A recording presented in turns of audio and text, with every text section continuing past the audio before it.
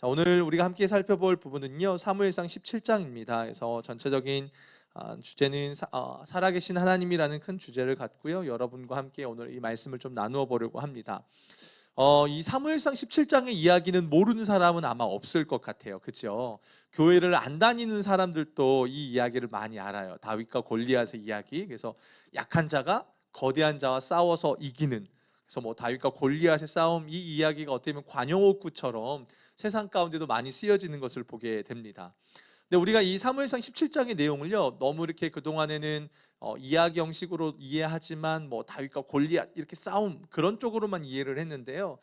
이 부분 안에서 하나님이 전체적으로 이야기하시고자 하는 부분이 무엇인지 우리가 오늘은 그 부분들을 좀 여러분들과 함께 같이 살펴볼 겁니다. 그렇게 한번 보시고 여러분들이 집에 들어가셔서요, 다시 한번 그 말씀을 좀 묵상해 보시면 이 사무엘상 17장 가운데 정말 많은 메시지가 있다라는 것들을 여러분들이 확인할 수 있을 것 같습니다. 자, 우리가 17장을 살펴봐야 되는데 그것은 이제 먼저 17장을 통해서 살펴봐야 할 부분이 있는데, 다윗과 골리앗이 싸워서 이겼더라라는 것 살펴보기 전에 이제 다윗이 등장합니다. 그리고 그 다윗을 통해서 하나님께서 이스라엘과 또 오늘을 살아가는 우리에게 들려주고자 하시는 하나님의 그 메시지가 있는 것 같아요. 그래서 여러분들, 특별히 이 코로나로 어려운 시대 가운데 이 말씀이 여러분들의 삶에 또 하나의 힘이 되어지는 그런 시간이 되었으면 좋겠습니다. 자, 오늘 본문을 보면요, 1절부터 19절까지의 이제 골리앗의 싸움에 대한 이야기 전에 1절부터 19절까지의 어떤 내용이 있는가에 대한 그 내용에 대한 이해가 필요할 것 같습니다. 그래야만 그 1절부터 19절의 내용을 잘 알아야 다윗과 골리앗의 싸움이 무엇을 이야기하는지를 우리가 잘 이해할 수 있을 것 같아요. 자, 지금 성경은요, 다윗이 골리앗을 만나기 전의 상황을 여러분 굉장히 장황하게 설명하고 있어요. 뭔가를 장황하게 설명할 때는 이유가 있겠죠. 그냥 간략하게가 아니라 막 장황하게 설명할 때는 뭔가 이유가 있다라는 겁니다. 그래서 왜 그러한가를 찾아가야 돼요. 특별히 오늘 본문을 보게 되면 골리앗이라는 그 인물을 설명하는데 굉장히 장황하게 설명을 합니다. 그러니까 성경에 분명한 의도가 있다라는 거예요. 자, 먼저 블레셋 사람들이 이스라엘과 전쟁을 치르기 위해서 나옵니다. 오늘 말씀 17장 1절을 한번 볼까요? 사무엘상 17장 1절입니다. 블레셋 사람, 성경을 펴시고 다 같이 볼게요. 블레셋 사람들이 그들의 군대를 모으고 싸우고자 하여 유다에 속한 소고에 모여 소고와 아세가 사이에 에베스다밈에 진치메라고 말을 해요.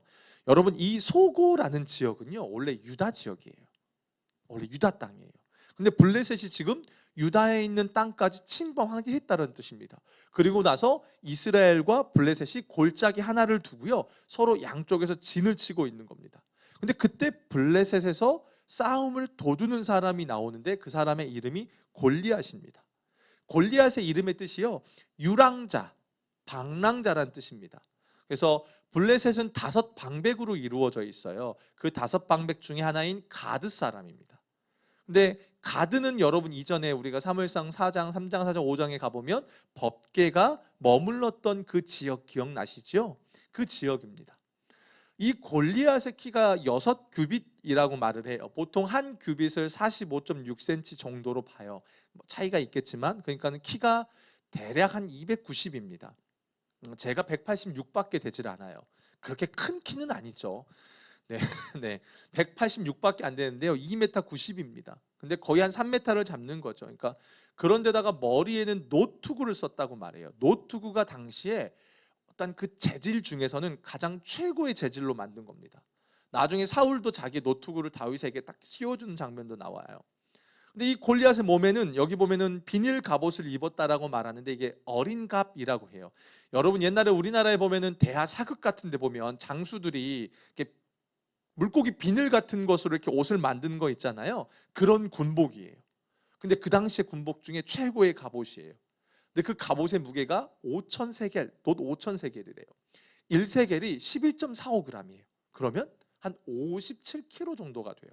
와, 57kg.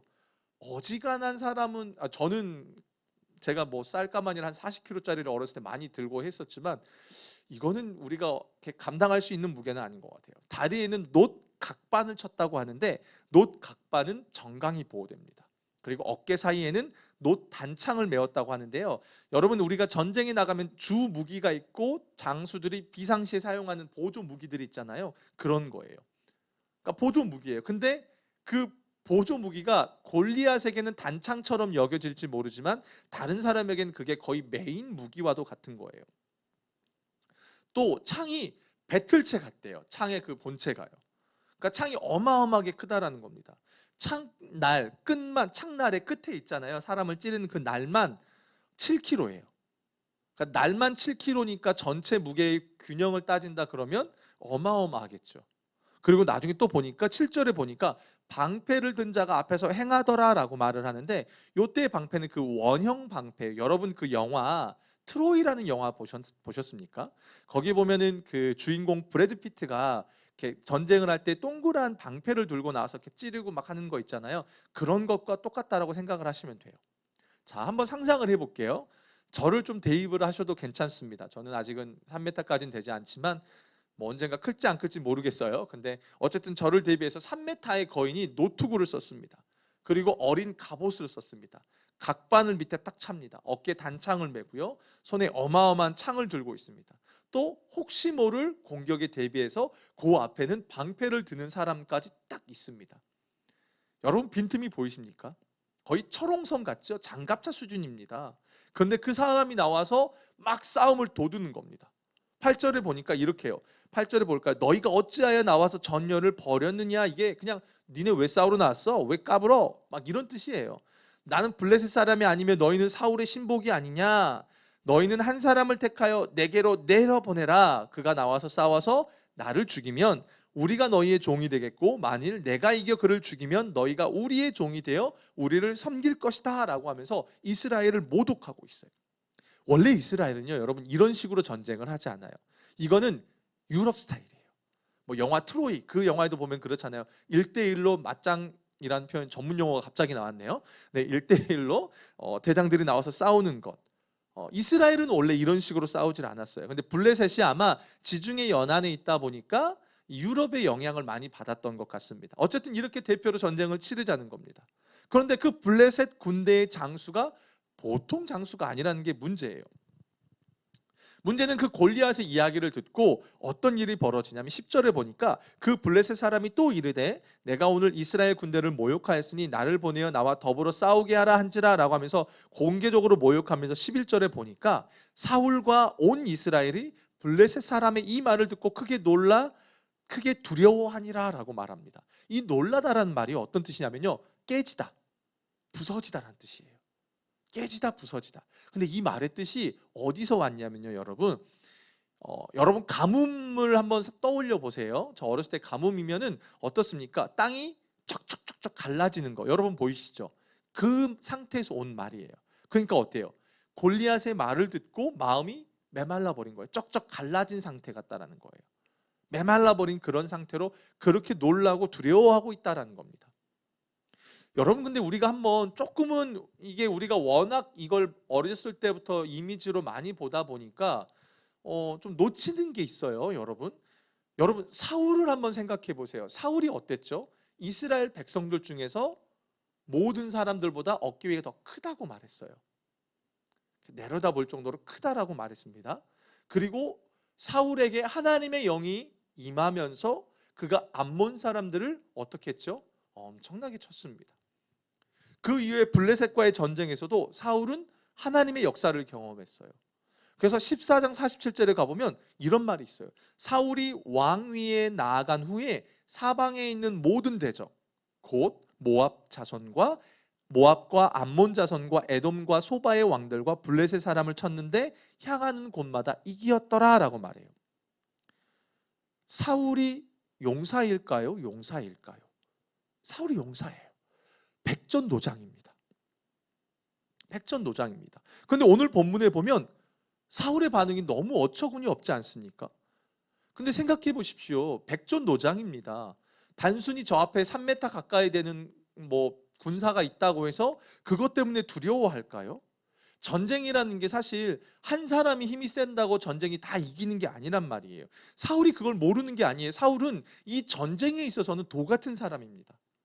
근데 왜 사울이 오늘 본문에서 두려워 떨었을까요? 이거가 중요해요. 이거가. 이게 풀리지 않으면, 이 부분에 대한 답이 풀리지 않으면 이 17장의 내용들은 전혀 다른 맥락으로 우리가 가요. 마치 그런 거죠. 우리 예전에 부흥사 어른들이 그런 얘기 많이 했죠. 막 열심히 물맷돌 던져야 돼. 5개는 하나는 믿음이고 소망이고 사랑이고 뭐 아무튼 해가지고 던져서 해서 우리가 승리해야 돼. 막 이런 식으로 나가잖아요. 아니요, 그거랑 전혀 상관없어요. 이따가 보면 알겠지만 전혀 그 이야기가 아니에요. 볼까요? 오늘 본문을 우리가 이해하기 위해서 하나의 사건이 필요합니다. 자, 16장 14절에 보면 여호와의 영이 사울에게서 떠나고 여호와께서 부리시는 악령이 그를 번뇌하게 한지라 라는 말이 나와요. 자, 그리고 16장 23절을 보면 하나님께서 부리시는 악령이 사울에게서 이를 때에 다윗이 수금을 들고 와서 손으로 탄즉 사울이 상쾌하여 낫고 악령이 그에게서 떠난지라 라고 이야기합니다. 자, 지금 17장에 사울이 전쟁에 임하는 그의 영적인 상태가 먼저 어떠한지를 알고 가야 해요. 사울의 상태가 어떻습니까? 하나님의 영이 떠난 상태예요. 하나님의 영이 떠났다는 것은 하나님께서 더 이상 사울을 통해서 일하시지 않겠다는 뜻이라고 그랬어요. 그래서 우리가 지난 시간에 살펴봤죠. 방향을 돌이키다라는 뜻이 있다고 그랬습니다. 그런 상태에서 지금 사울이 전쟁 가운데 나가는 겁니다. 쉽게 말할까요? 사울에게 하나님의 임재가 없어요. 하나님의 함께하심에 대한 은혜가 없어요. 만약에 그가 정상적인 상태라면 아무리 덩치가 크더라도 어떻게든 싸웠을 겁니다. 문제가 되지 않았을 거예요. 왜요? 여호와의 영이 임했을 때에 돌진하며 그 수많은 암몬 자손들을 무찔렀으니까요. 근데 어떻습니까?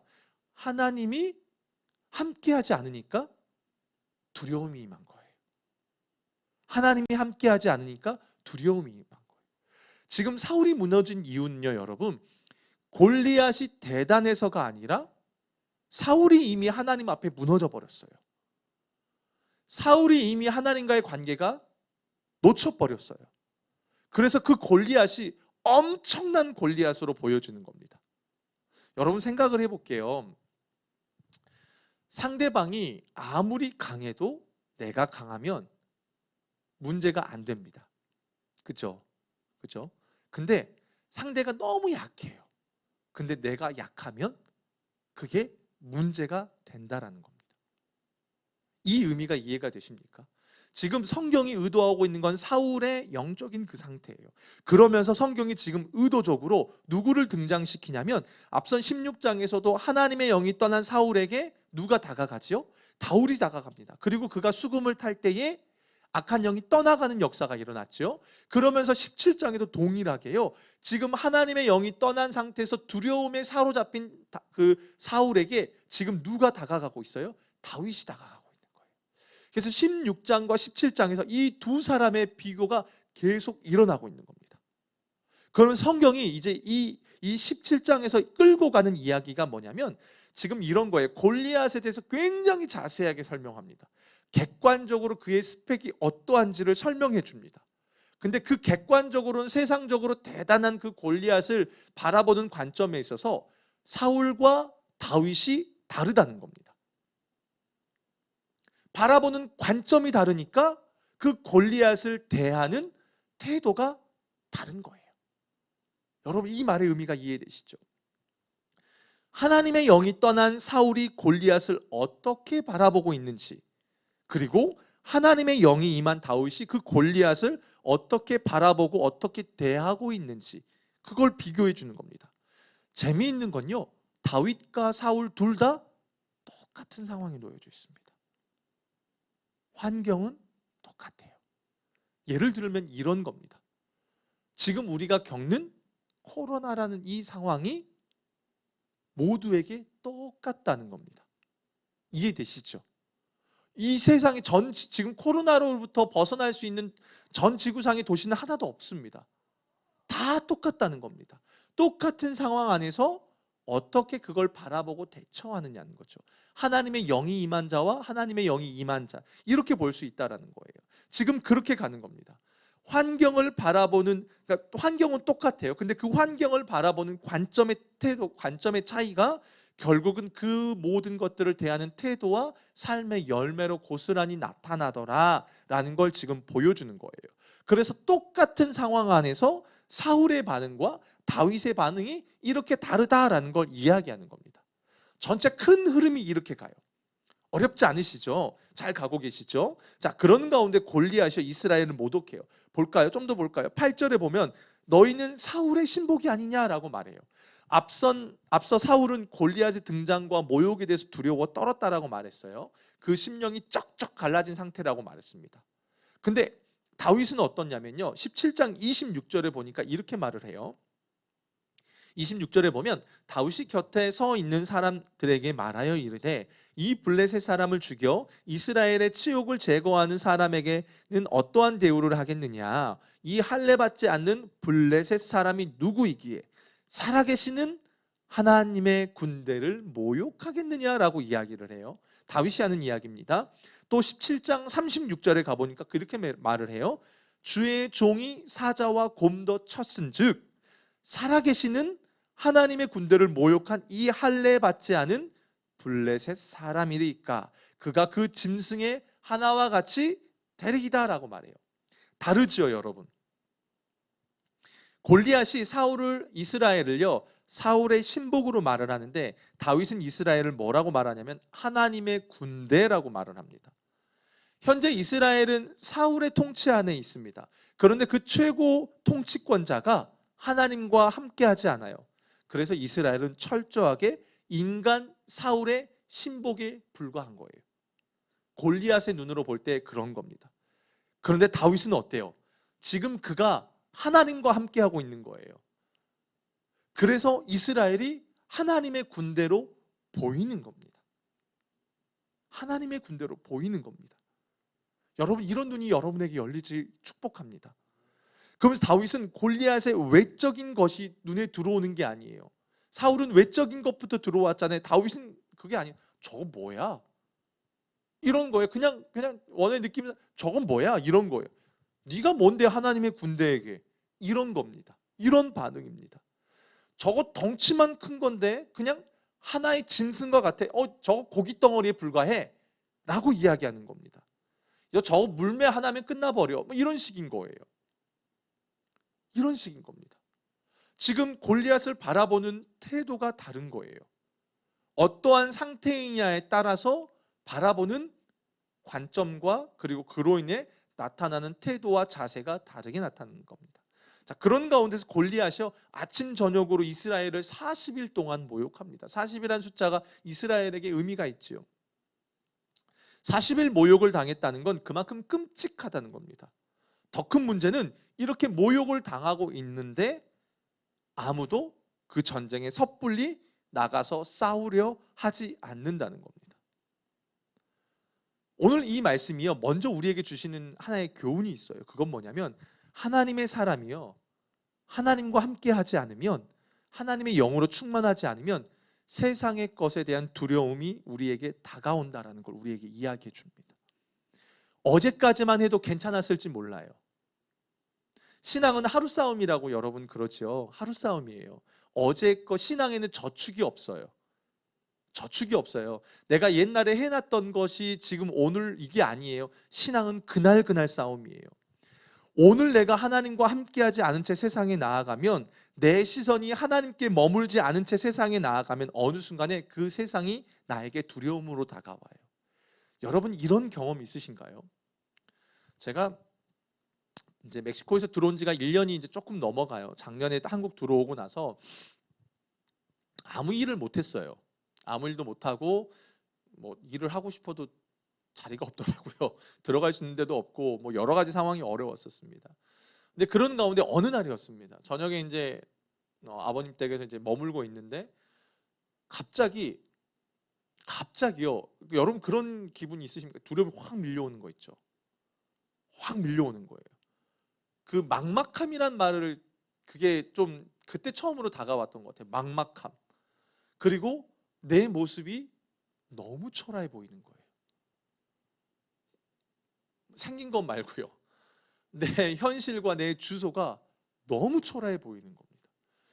뭐 저희 가족들이나 뭐 저희 처가댁에서 저한테 저희 가족들과 처가댁은 저를 얼마나 귀하게 여겨주는지 몰라요. 아무 말도 하지 않았어요. 제가 눈꼽만큼이라도 불편함을 당할까 느낄까봐 아무도 그렇지 않았어요. 그 누구도 하지 않았어요. 근데 그 순간 두려움이 확 밀려옵니다. 밤에 어떻게 했냐면 제가 그냥 미친 사람처럼 밖으로 그냥 돌아다녔어요.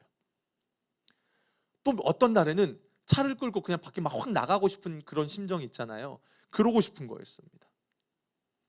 여러분, 전 주님의 사람이에요. 여러분들이 어떻게 여기든 상관없이 저는 분명 주님의 사람이에요. 근데 그 당시에 제가 주님을 온전히 붙들고 있지 않으니까요, 미래에 대한 두려움이 제 안에 확 들어오는 겁니다. 지금도 그래요, 여러분. 지금도 여러분들도 그럴 겁니다. 직장 생활을 하고 사업을 하고 하시는 분들도, 살아가는 분들 속에도 그럴 겁니다. 내가 주님을 바라볼 때와 주님을 바라보지 않을 때의 그 환경은 똑같아요. 직장이 어제와 오늘 뭐 크게 달라진 것도 없잖아요. 여러분의 기업이 크게 달라지지도 않았어요. 근데 내가 주님을 바라보지 않고 말씀을 놓치고 그냥 하나님의 영에 거하지 않고 충만하지 않고 나가면요, 어떻습니까? 그 직장이 어떻게 될지를 모르겠는 거예요. 내 가족을 어떻게 먹여 살리지? 당장 이번 달을 어떻게 버티지? 여러분, 그런 고민 없으십니까? 저는 있어요. 저는 있어요. 근데 어때요? 다시 주님 앞에 정신을 딱 차리고 주님의 말씀을 붙들면 살아계신 하나님이 보이면 어떻습니까? 그래, 여기까지 인도하셨는데. 그때 에베네셀의 하나님이 보여지고 또 미래적으로 여호와 이레의 하나님이 보여져요. 여호와 니시의 하나님이 보여져요. 이게 신앙이라는 것입니다. 내가 주님을 놓치고 바라보지 않았다는 건 내가 영적으로 약해졌다라는 겁니다. 여러분, 근데 여러분 그거 아십니까? 우리는 원래 영적으로 약한 자들이에요. 우린 약한 자들입니다. 뭐 외적인 걸 말하는 게 아니라 우리 존재 자체가 그렇습니다. 우리의 힘으로 아무것도 할 수 없는 존재라는 게 성도라는 말 속에 담겨져 있습니다. 그래서 우리의 힘과 능력으로 할 수 없다라는 거예요. 그래서 우리는 주님을 붙들어야만 승리할 수 있는 존재라는 겁니다. 지금 성경이 그 이야기를 하는 겁니다. 사울은 이스라엘의 왕이지만 하나님과 함께하지 않으면 두려운 존재가 되어버렸어요. 두려웠습니다. 다윗은 왕이 아니에요, 아직. 그런데 하나님과 함께함으로 다윗은 똑같은 이 상황을 전혀 다른 시각으로 바라보고 있는 겁니다. 하나님의 시각으로요. 계속 그게 이어져 가고 있습니다. 그런 가운데서 다윗이 골리앗을 쓰러뜨리겠다라는 소식이 사울의 귀에 들려가요. 그리고는 사울이 다윗을 부르는 장면이 나와요. 오늘 본문 31절에 보면 이렇게 말을 합니다. 어떤 사람이 다윗이 한 말을 듣고 그것을 사울에게 전하였으므로 사울이 다윗을 부른지라. 지금 다윗이 내가 직접 전쟁에 나가서 골리앗과 싸우겠다라는 소식을 전하자 그게 백성들 사이에서 널리 퍼집니다. 그리고 사울의 귀에도 들리게 돼요. 그리고 사울이 다윗을 부릅니다. 그런데 이 부르는 장면을 히브리 원어를 보게 되면 이게 급박하게 진행이 됩니다. 31절에 다윗이 한 말을 듣고 사울에게 전하였으므로 다윗을 부른지라. 동사가 계속 이어져요. 그 말은 뭐예요? 사울이 급하다는 겁니다. 왜 급해요? 지금 사울이 엄청난 스트레스에 시달리고 있다는 뜻입니다. 생각해 보세요, 여러분. 왕이에요. 다윗이 무슨 큰 대단한 인물이 아니었어요. 근데 한낱 목동에 불과해요. 왕이, 여러분 생각해 보세요. 여러분이 왕이라고 생각을 해 보십시오. 왕이 지금 전쟁하고 있는데 한낱 저 목동이 막 내가 저 골리앗 죽일 거라고 분노하는 그 소리에 왕이 듣고는 허겁지겁 막 부른다는 게 이해가 되세요, 여러분? 그만큼 지금 사울의 심정이 지푸라기라도 붙잡고 싶은 그 심정으로 다윗을 부른다는 겁니다. 그 영적인 상태를 지금 보여주는 겁니다. 그런데 32절에 보면 다윗이 사울에게요, 이게 참 재밌는 말이 나와요. 32절에 보면 다윗이 사울에게 말하되 그로 말미암아 사람이 낙담하지 말 것이라 주의 종이 가서 저 블레셋 사람과 싸우리이다. 왕이시여, 블레셋 사람 때문에 낙심하지 마세요. 제가 싸울게요. 여러분, 이게 말이 안 되는 거예요, 여러분. 우리는 글로 보고 그냥 요 부분들을 생략하고 다윗과 골리앗이 싸우는 장면으로만 생각하는데 실제적으로 이것들을 우리가 그 안에 들어가서 보게 되면 이건 말이 되지 않는 겁니다. 특별히 32절에 보면은 그로 말미암아 사람이 낙담하지 마십시오라고 말하잖아요. 여기 히브리어로 사람이란 단어가 두 가지가 있어요. 아담이란 단어와 이쉬라는 단어가 있어요. 아담은 뭐냐면 하나님이 사람을 만드시고 아담이라고 했어요. 그래서 그걸 보편적 사람을 가리킬 때에 아담, 아니면 누군가를 저 사람을 가리킨다고 할 때는 이쉬라는 단어를 써요. 근데 여기서는 사람이란 단어가 이쉬가 아니라 아담이란 단어예요. 한마디로 뭐예요? 다윗이 지금 사울만 위로하고 있는 게 아니라 이스라엘 전체를 위로하고 있는 겁니다. 너무 웃기지 않아요? 신앙이 그래요. 너무 아이러니하지 않아요? 간혹 우리가 막 믿음 없어서 할 때 아이들이 한마디씩 던지잖아요. 마치 그런 것처럼요. 지금 그런 모습이에요. 다윗의 모습에는 굉장한 여유가 넘쳐요. 뭔지 모를 자신감과 확신 가운데 있어요. 그러나 반대로 사울과 이스라엘은 당황과 두려움 속과 혼란 속에 있는 겁니다. 40일을 그렇게 했다잖아요. 40일. 누군가가 여러분 40일을 이렇게 하면 이게 40일이 되면은 여러분 이게 하나의 습관이 된다고 그러잖아요. 뭐 그런 법칙이 있다잖아요. 그런 것처럼요. 그러면서 33절에 보면 사울이 다윗에게 이르되 네가 가서 저 블레셋 사람과 싸울 수 없으리니 너는 소년이요 그는 어려서부터 용사다라고 말해요. 사울은 지금 다윗을 무엇으로 보고 있습니까? 소년으로 봅니다. 그런데 골리앗은 어려서부터 용사, 즉 전쟁의 전문가라고 말해요. 골리앗을 그런 존재로 보고 있습니다. 이 사울의 평가가 맞습니까? 여러분, 맞습니까? 맞아요. 맞아요. 다윗은 전쟁에 참여할 수 없는 10대의 중반입니다. 20세 이상부터 전쟁에 나갈 수 있으니까요. 다윗은 전쟁에 나갈 수 없어요. 골리앗은 어려서부터 전쟁에 나아갔던 전문 용사입니다. 근데 중요한 것은 사울은 지금 철저하게 자기의 눈에 보이는 그대로만 보고 믿고 판단하고 있다는 거예요. 믿음이라는 게 없어요. 왜요? 그가 하나님과 함께하지 않으니까 있는 그대로만 보는 겁니다. 있는 그대로만 보는 겁니다. 어떠한 믿음의 이야기가 없는 거예요. 그냥 인간적인 눈으로 보는 겁니다. 신앙의 고백도 없습니다. 그런데 반대로 다윗은 이 상황을 어떻게 바라보고 있냐면 오늘 말씀 34절에서 37절을 볼게요. 다윗의 신앙 고백이 나오는데 다윗이 거기서 그렇게 이야기합니다. 다윗이 사울에게 고하되 주의 종이 아비의 양을 지킬 때에 사자나 곰이 와서 양떼에서 새끼를 움키면 내가 따라가서 그것을 치고 그 입에서 새끼를 건져내었고 그것이 일어나 나를 해하고자 하면 내가 그 수염을 잡고 그것을 쳐 죽였나이다. 주의 종이 사자와 곰도 쳤은즉 사시는 하나님의 군대를 모욕한 이 할례 없는 블레셋 사람이리이까 그가 그 짐승의 하나와 같이 되리이다. 또 가로되 여호와께서 나를 사자의 발톱과 곰의 발톱에서 건져내셨은즉 나를 이 블레셋 사람의 손에서도 건져내시리이다. 사울이 다윗에게 이르되 가라 여호와께서 너와 함께 계시기를 원하노라라고 말해요. 뭐라고 말합니까? 사시는 하나님의 군대라고 말해요. 다윗이 사울과 동일하게 보고 있는데 동일하게 보는 그 사실이란 것 너머에 다윗은 뭡니까? 하나님의 관점으로 그걸 보는 겁니다.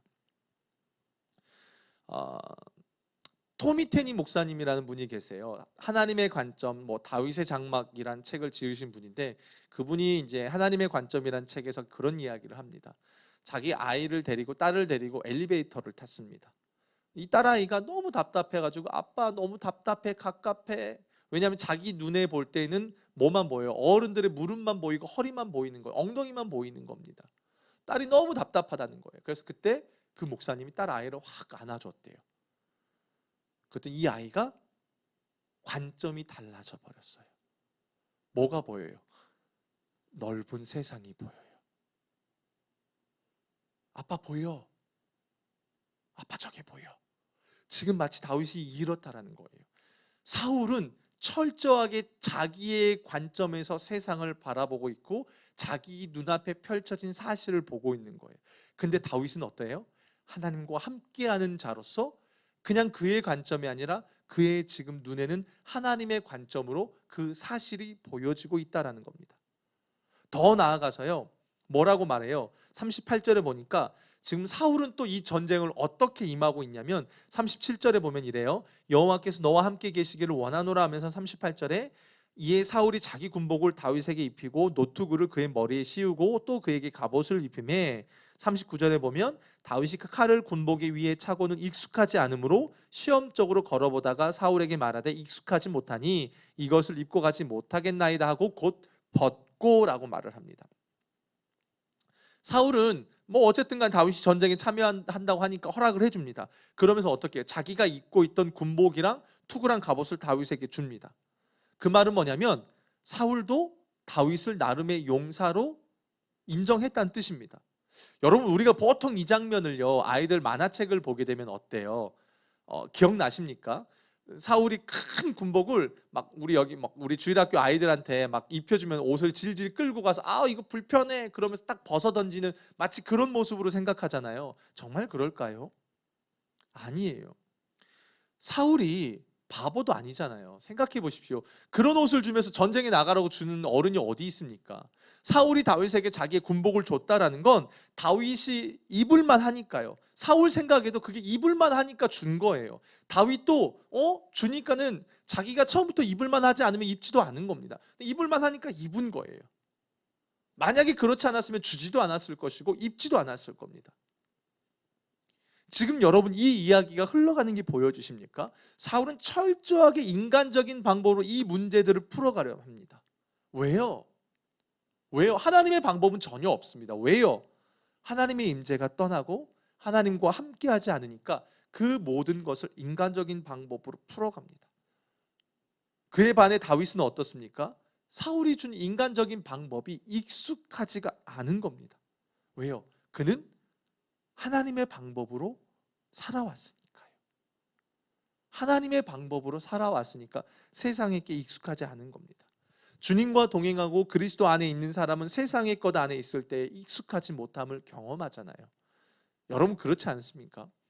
저도 주님을 인격적으로 만나지 않고 세상 가운데 방황하다가 주님을 만나고 제가 이제 대학교를 다시 복학을 했어요. 제대하고 나서 군대에서 주님을 만나고 다시 이제 학교를 복학을 했었습니다. 이제 제가 군대 가기 전에 대학교 때 잠시의 그 방황을 하면서 뭐 여러 가지 음료들과 뭐 이런 것들을 잠깐 즐겼던 적이 있었어요. 그런데 이제 군대에서 주님 만나고 복학하는데 친구들이 그러는 거예요. 다시 그 음료와 과자를 막 저에게 건네주는 겁니다. 근데 제가 그랬어요. 나 주님 만나고 아니야 라고 생각하고 그 친구들이 노는 자리에 저를 불러주는 거예요. 갔었습니다. 어쩔 수 없이 갔는데 너무 익숙하지가 않아요. 왜요? 하나님의 방법으로 살아가고 하나님 안에서 살아가는 자가 세상 가운데에서 어색하다, 익숙하지 않는다는 겁니다. 그걸 이야기하는 거예요. 여러분, 공부를 잘하는 사람과 못하는 사람의 큰 차이가 있습니다. 저는 공부를 잘 못했습니다. 솔직히 공부를 잘 못했습니다.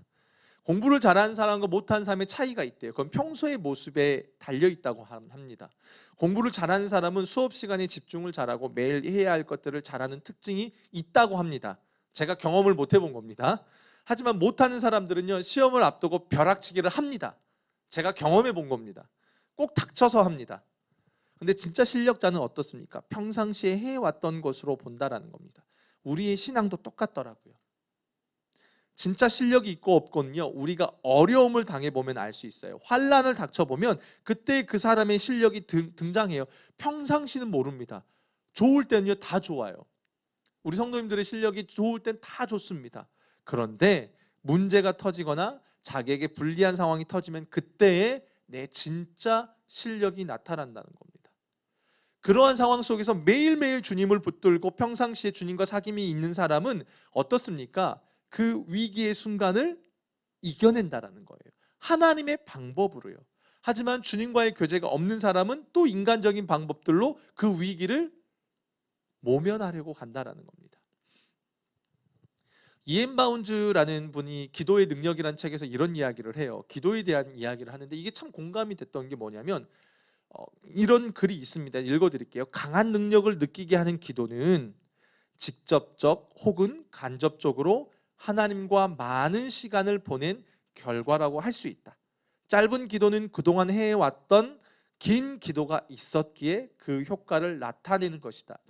짧지만 능력 있는 기도는 오랫동안 하나님과 씨름하며 승리를 거둔 사람이 아니고서는 볼 수 없다라는 겁니다.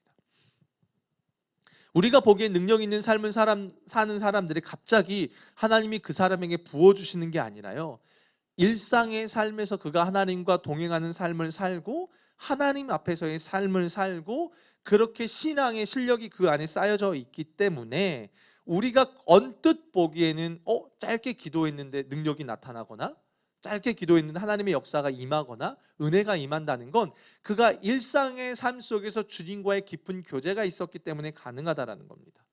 그 이야기를 하는 거예요. 지금 사울과 다윗의 이야기를 통해서 우리가 확인할 수 있는 부분입니다. 지금 사울의 모습이 어떠냐면 하나님과 함께하지 않기 때문에 인간적인 방법이 그 안에 드러나는 겁니다. 우리에게 참 많이 이야기를 하는 것 같습니다. 하나님께서는 우리가 이 세상을 살아가는 가운데 하나님의 뜻을 드러내기를 원하십니다. 그 과정 속에서 하나님의 방법대로 이겨내기를 원하십니다. 그렇기 때문에 성도들에게 요구되는 것이 뭐냐면 날마다 주님을 붙들고 주님의 방법대로 살아가는 훈련을 해야 한다는 겁니다. 지금 우리 교회에서 111 운동을 하는 이유가 거기에 있습니다. 여러분, 운동을 왜 하십니까? 목사님 저 운동 안 하는데요. 예, 그럼 제가 할 말이 없습니다. 운동을 우리가 왜 합니까? 평소에 운동을 하는 사람들은 어떻습니까? 어떤 위기의 상황일 때 그 건강한 몸을 갖고 이겨내죠. 우리가 지금 111 운동을 하는 것도 마찬가지입니다. 지금은 모릅니다. 그러나 하나님 앞에 111 운동을 하면서 성경 읽고 또 정말 주님 앞에 나아가는 자는 위기의 상황이 되었을 때에 그게 우리의 신앙의 진짜 실력으로 나타난다는 겁니다. 또한 아무리 111 운동한다고 성경 읽고 기도 몇 시간씩 하고 동행일기 쓴다 해도요, 여러분 중요한 건요, 그 순간에 주님을 붙들지 않으면요 어느 순간에 111 운동도 우리에게 율법적인 게 돼버려요. 참 무섭죠. 사울의 그 인간적인 방법과 대조되는 다윗의 이 고백이요, 여러분 이게 그냥 툭 튀어나온 고백일까요? 아닙니다. 그가 일상을 그렇게 살아왔기 때문에 나오는 고백입니다. 그리고 그것을 다윗의 진짜 실력이라고 이야기합니다. 41절부터 보면 다윗과 골리앗의 싸움의 장면이 나오는데 이 부분에도 참 재미있어요. 보통 여러분 싸움의 장면이 나오면 그 싸움이 어떻게 진행이 되는지 자세하게 기록할 텐데요, 지금 다윗과 골리앗의 싸움 속에서는요 두 사람이 싸우는 장면은 그냥 4절에 불과합니다. 그 말은 지금 성경의 관심은, 성경의 의도는 그 두 사람의 싸움 자체에 관심이 없다라는 겁니다. 오히려 지금 성경을 보면 다윗과 골리앗이 싸우기 전에 나누는 대화가 더 많은 비중을 할애합니다. 한마디로 거기에 의미가 있다라는 겁니다. 여러분 재미있는 건 뭐냐면요, 17장 41절부터 보면은 여러분 골리앗의 이름이 이제 등장하지 않습니다. 한번 보세요. 여러분 41절부터 골리앗이 나옵니까? 안 나와요. 대신 골리앗의 이름 대신에 블레셋 사람이라고 씁니다. 이전에 골리앗의 용맹과 외모에 대해서 자세하게 기록했다면 다윗과의 결정적인 장면에서는 골리앗의 이름을 빼고 블레셋 사람으로 대체해버립니다. 그 말은 뭐냐면 지금 성경은 골리앗을 그냥 그저 그런 블레셋 사람 중에 한 명으로 보고 있다는 겁니다. 앞서서 사울이 골리앗을 골리앗으로 봤기 때문에 두려워했지만 다윗은 골리앗을 그저 블레셋 사람 중에 한 명으로 봤다라는 겁니다. 그러면서 이 블레셋 사람이 다윗에게 어떻게 하고 있냐면 41절에 보면 이 장면이 너무 재밌는 거예요. 여러분 한번 보세요. 41절에 보면 방패를 든 사람을 앞세우고 다윗에게 점점 가까이 나아가니라. 그러면서 그 블레셋 사람이 다윗을 보고 그의 외모를 업신여기면서 네가 나를 개로 여기고 막대기를 가지고 내게 나왔느냐라고 말을 해요. 그러면서 막 그의 신들의 이름으로 다윗을 저주해요. 그런데 다윗이 44절에 보면 그 블레셋 사람이 또 다윗에게 이르되 내게로 와, 내가 내 살을 공중의 새들과 들짐승에 줄 거야. 그러면서 온갖 무장을 한 블레셋 사람이 방패든 사람까지 앞세워서 이렇게 하는 거예요. 내게로 와. 우리 영화에 한 장면 있잖아요. 들어와. 마치 그런 것처럼요. 너무 웃기지 않습니까? 누가 두려워하고 있어요 지금? 골리앗이 두려워하고 있어요. 말이 많다는 건 뭐예요? 두렵다는 거잖아요. 싸우면 되는데 말이 많아요. 두려운 겁니다. 근데 다윗이 어떠냐면요, 다른 게 없어요. 17장 45절에 보면 다윗이 블레 사람에게 이르되 너는 칼과 창으로 단창으로 내게 나아오거니와 나는 만군의 여호와의 이름 곧 네가 모욕하는 이스라엘 군대 하나님의 이름으로 내가 내게 뭐라고 말합니까? 나아가노라. 너 가만히 있어, 내가 갈게. 이게 너무 웃긴 거예요. 다윗이 더 당당한 겁니다. 너 거기 있어, 내가 갈게, 이러는 겁니다. 그러면서 46절에 오늘 여호와께서 너를 내 손에 넘기시리니 내가 너를 쳐서 내 목을 베고 블레셋 군대의 시체를 오늘 공중의 새와 땅의 들짐승에 주어 온 땅으로 이스라엘에 뭐라고요? 하나님이 계신 줄을 알게 하겠고, 이걸 의미하는 겁니다. 더 당당하게 나오는 겁니다. 사실 오늘의 이 싸움을요, 다윗과 골리앗의 싸움으로 이해하면 안 됩니다. 본질적으로 이 가운데 사실 다윗이 한 게 없어요, 여러분. 싸움에서요. 물매 던진 것밖에 없어요. 근데 생각해 보십시오. 다윗이 아무리 물매 던지는 실력이 좋다 하더라도요, 머리에 투구를 썼습니다. 갑옷을 입었습니다. 여기에 정강이의 보호대를 찼습니다. 앞에 방패든 자가 있습니다. 다윗이 물매를 던졌습니다. 날라온다 쳐요. 골리앗이 바보가 아닌 이상 여기로 날라오는 걸 그냥 이렇게 대고 맞고 있을까요? 치면 되잖아요. 몰래 스나이퍼처럼 숨어가지고 팡 쏘면 모를까요? 아무리 다윗이요 막 갈고 닦았다고 하더라도 그걸 맞춘다는 건 이마 여기 투구 이 이마 정중앙을 맞춘다는 건 말이 되질 않는다는 겁니다. 한마디로요, 다윗이 자기가 가지고 있던 물매를 가지고 전쟁에 나아갔지만 그게 그 전쟁의 승패에 영향을 준 게 하나도 없다라는 겁니다. 한마디로 이 전쟁의 승패는 다윗에게 달린 게 아니라는 겁니다. 이 싸움은 본질적으로 하나님의 싸움이에요. 왜요? 골리앗이 어떻게 합니까? 하나님의 영이 떠난 이스라엘 가운데 하나님을 모독하며 골리앗이 등장합니다. 하나님의 군대를 모욕합니다. 이것은 하나님의 영광과 관련되어져 있다는 겁니다. 그렇기 때문에 이 전쟁에서 가장 크게 관심을 두고 계신 분이 누굴까요? 하나님이라는 겁니다. 다윗이 그걸 아는 겁니다. 하나님이 이스라엘의 통치자이시고 붙들고 계신다는 걸 알아요. 그리고 이 싸움이 자기 개인의 싸움이고 이스라엘이라는 나라의 싸움이 아니라 다윗은 이것을 하나님의 영광이라는 부분과 함께 같이 물고 넘어지는 겁니다. 다윗이 골리앗을 물리치는 장면에도 이게 드러나요. 47~5절부터 다시 한번 보면 이래요. 다윗이 블레셋 사람에게 이르되 너는 칼과 단창으로 내게 나아오거니와 나는 만군의 여호와의 이름이라고 말을 합니다.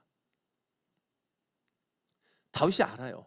이 전쟁의 승패는 자기가 아무리 물매를 잘 던진다고 되는 게 아니라는 걸 알아요.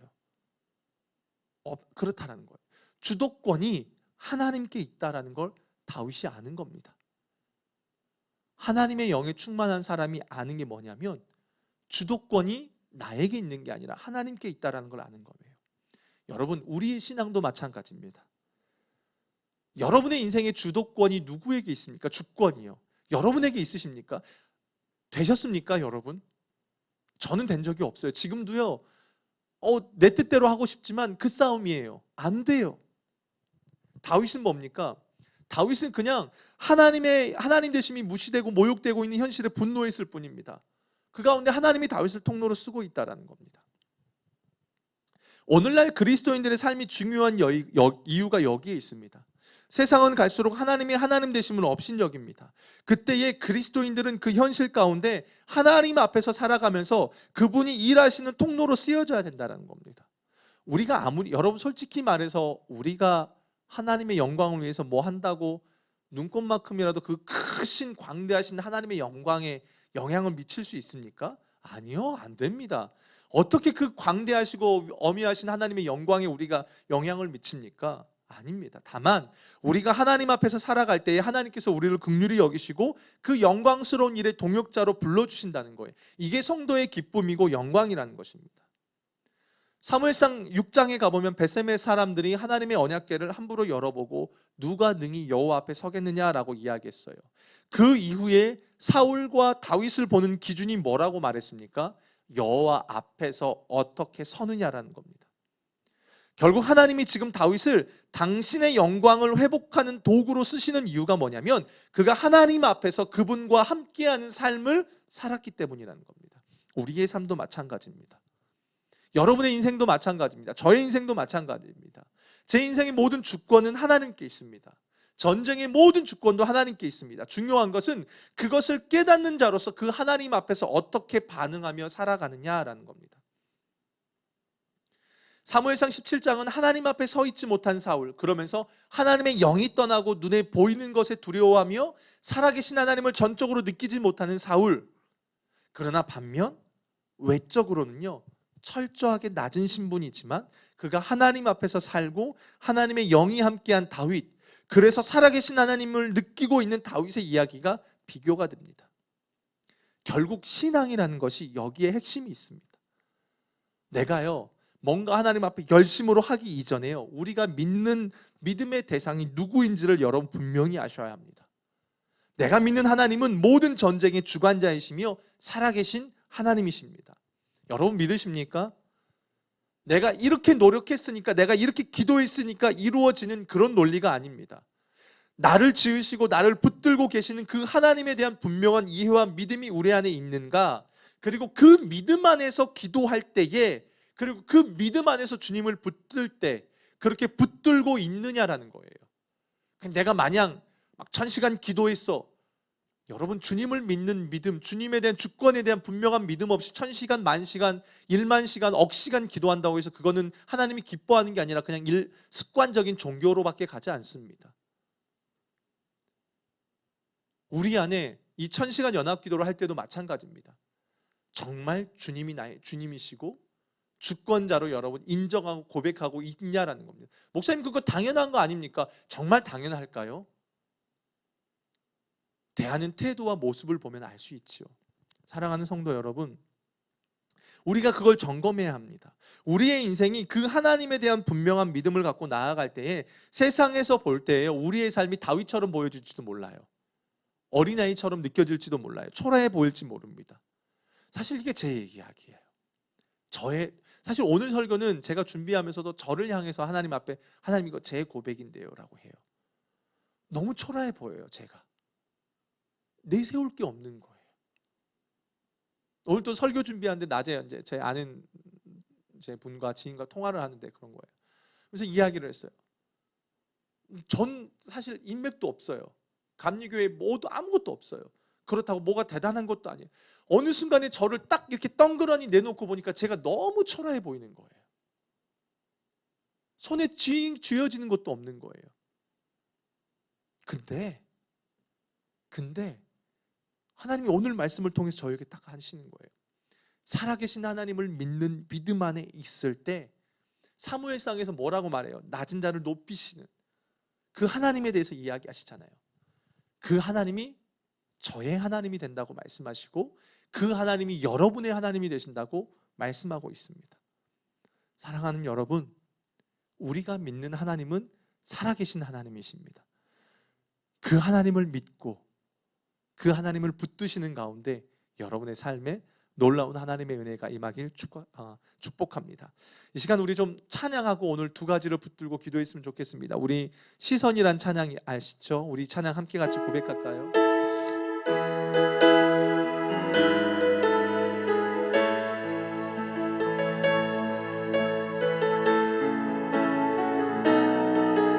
우리 함께 같이 고백하겠습니다. 내게로부터 눈을 들어, 내게로부터 눈을 들어 주를 보기 시작할 때 주의 일을 보겠네. 내 작은 마음 돌이키사 하늘에 꿈꾸게 하네. 주님을 볼 때 내게로부터 눈을 들어, 아멘. 내게로부터 눈을 들어 주를 보기 시작해 주의 일을 보겠네. 내 작은 마음 돌이키사 하늘에 꿈꾸게 하네. 주님을 볼 때 모든 시선은 주님께 드리고 살아계신 하나님을 느낄 때 삶은 주의 역사가 되고